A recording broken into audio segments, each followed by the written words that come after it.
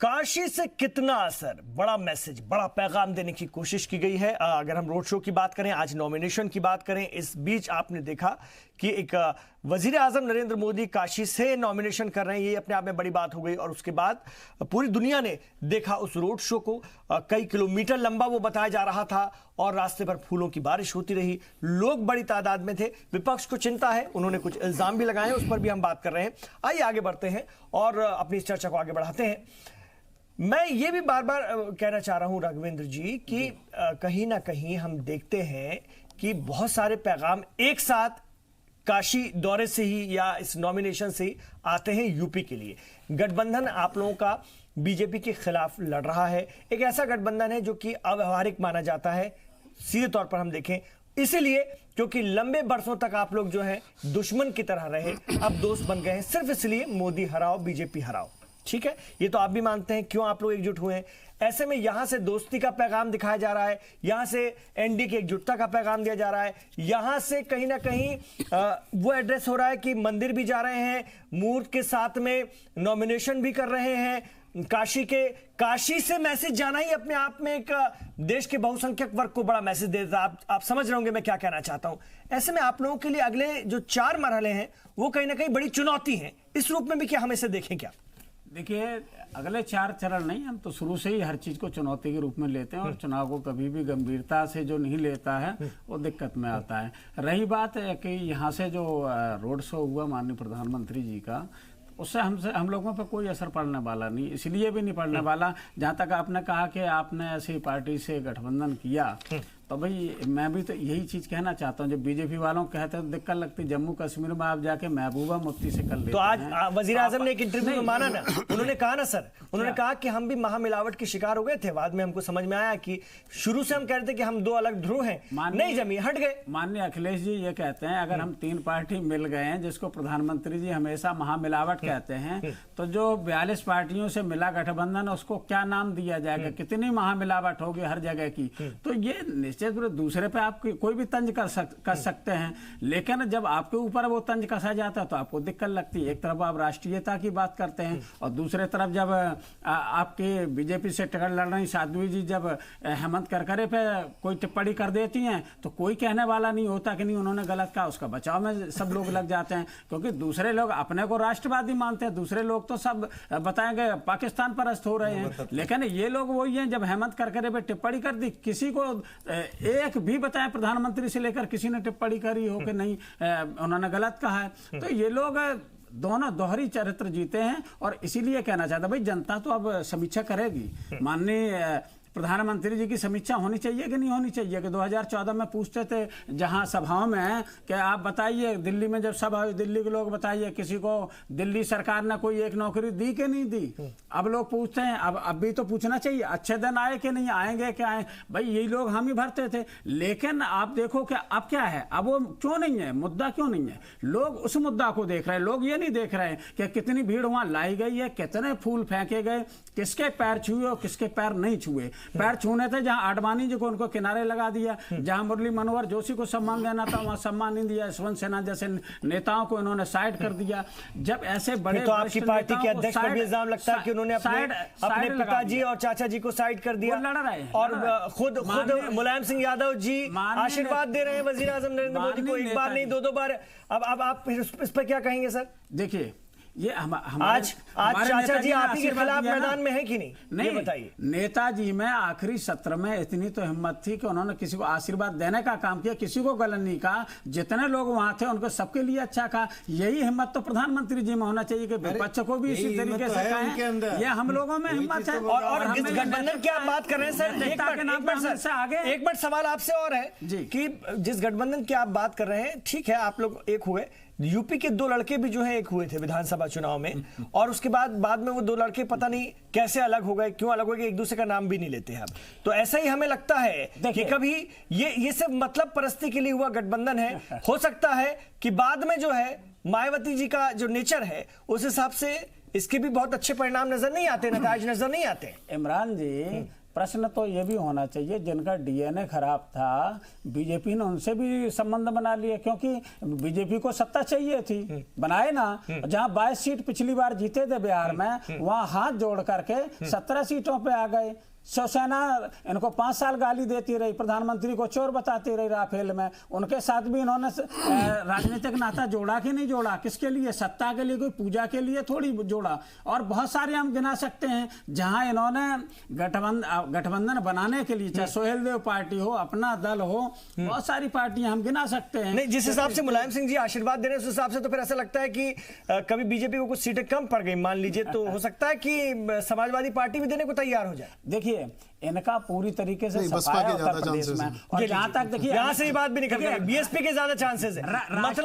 मतलब अभी से जो है ये आवाम भी तो ये कयास लगा रही होगी ना, आवाम को भी तो ये खदशा होगा ना। एक चीज जोड़े दे रहा हूं, जहां इनके बीजेपी के राष्ट्रीय अध्यक्ष अभी कह रहे हैं अति उत्साह में कि 74+ जोड़ेंगे। मैं तो हमेशा कहता हूं कि अब इसको थोड़ा गणित उनका ठीक कर लें, 7+4 कर दें, और 11 हो गए, और 9-2-11 होने का नंबर इनका आ गया उत्तर प्रदेश से भी और पूरे देश से भी। चलिए मैं एक बार रमेश ठाकुर जी के पास आ जाऊंगा। रमेश ठाकुर जी, नीतीश की याद दिलाते हैं, महबूबा की याद दिलाते हैं, और सीधे तौर पर इस गठबंधन को चैलेंज कर रही है बीजेपी, और आगे के अभी 4 मरहले के लिए भी आज से और कल से हम देख रहे हैं बड़ा पैगाम देने की कोशिश की। अगर ये गठबंधन वाकई मजबूती से लड़ रहा है, कितना फर्क पड़ेगा?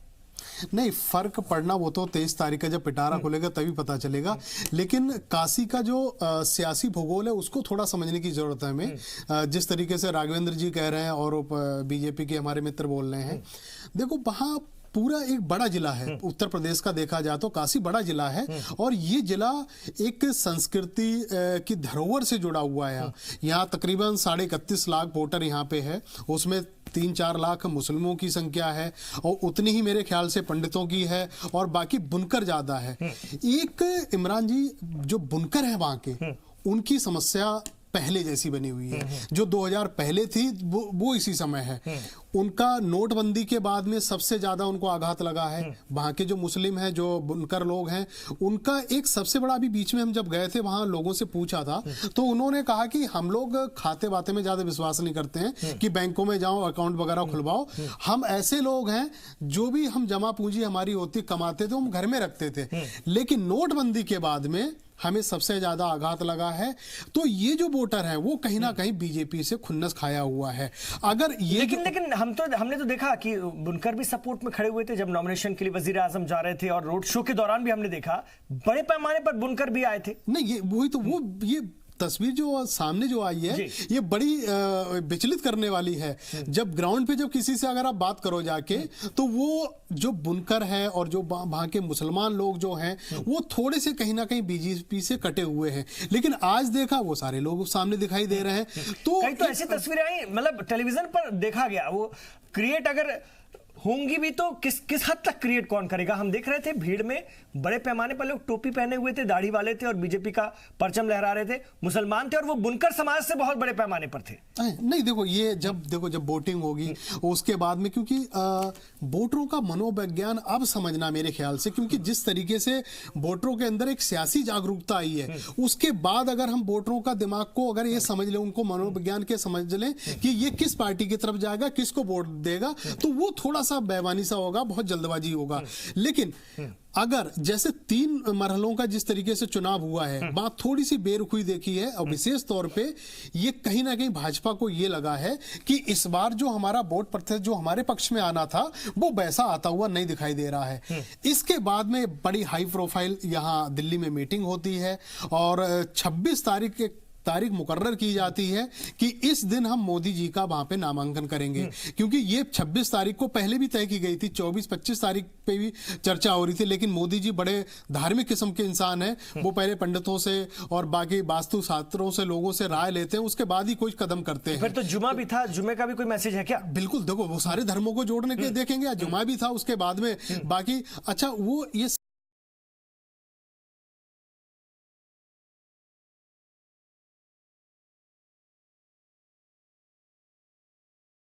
है, हम उसको चुनेंगे, इस दिन हम सारे धर्मों को एक साथ जोड़ेंगे।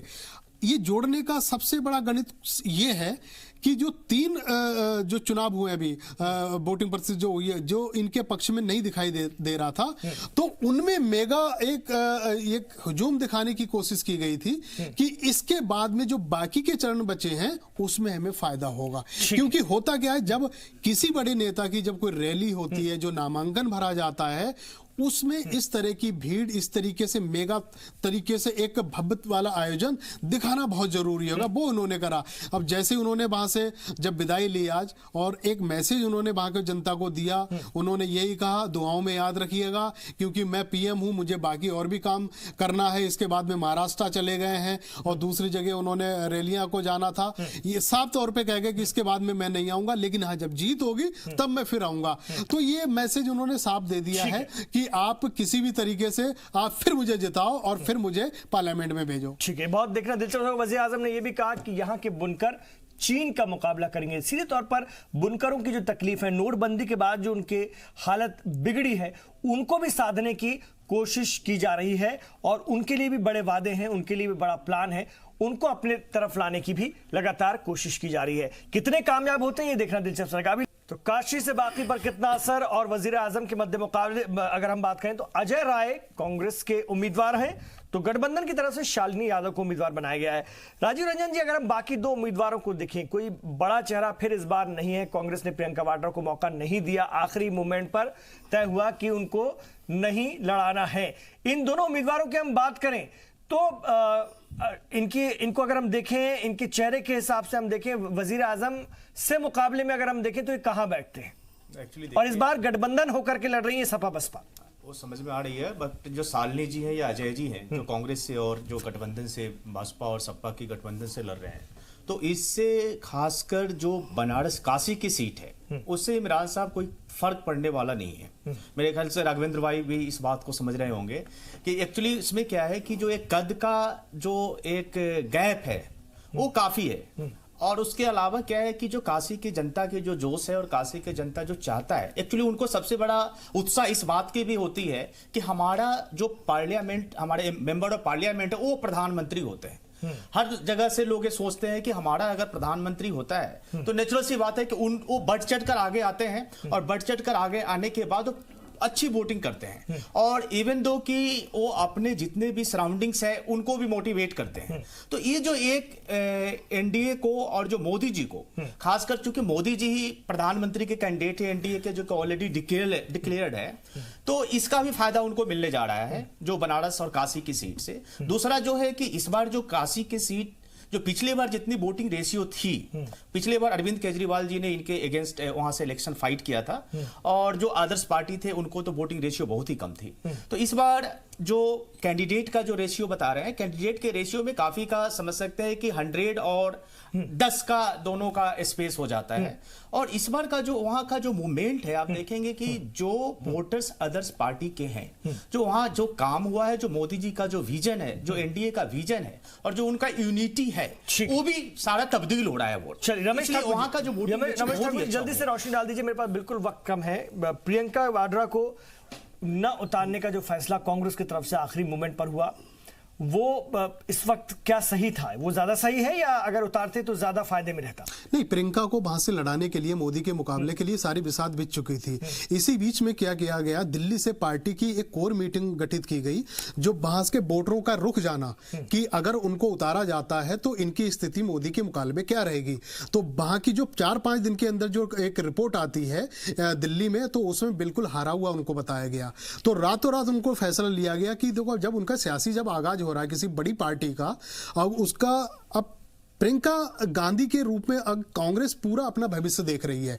अब ऐसे नेता को अगर पहली पटकनी मिल जाए तो जाहिर सी बात है, जब आगाज ही खराब होगा तो उनका अंदाज क्या होगा उसके बाद में।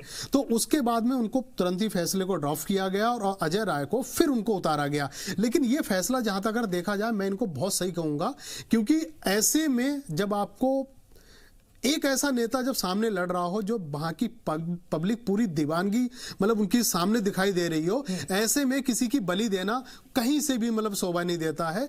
जो मैं व्यक्तिगत रूप से कहना चाहूंगा, अगर कांग्रेस ने प्रियंका गांधी को वहां पे नहीं लड़ाया, उनको सेव करा, ये बड़ा फायदेमंद उनका फैसला है।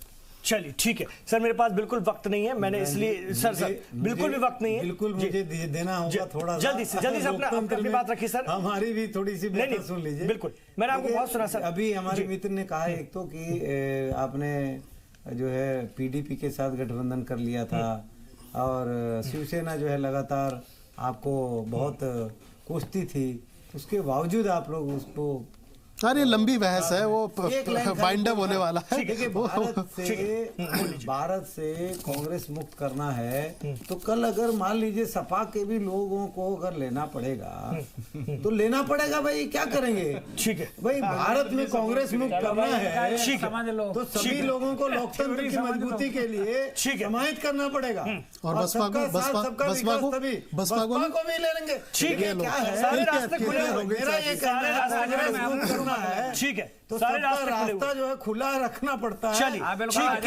ठीक है, आवाज से भी हाथ जोड़ के ठीक है, में जो है कांग्रेस मुक्त हो और भारत का एक नया भारत का निर्माण हो, ठीक है, जिसमें सबका साथ। बहुत शुक्रिया सर, बहुत शुक्रिया। सियासत में कोई भी मुस्तकिल दुश्मन होता भी नहीं है, वैसे भी कब किसकी कहां जरूरत पड़ जाए वो कह नहीं सकते, यही सियासत है और यही इसका अंदाज है। बहुत शुक्रिया आप तमाम लोगों का इस चर्चा में हिस्सा लेने के लिए।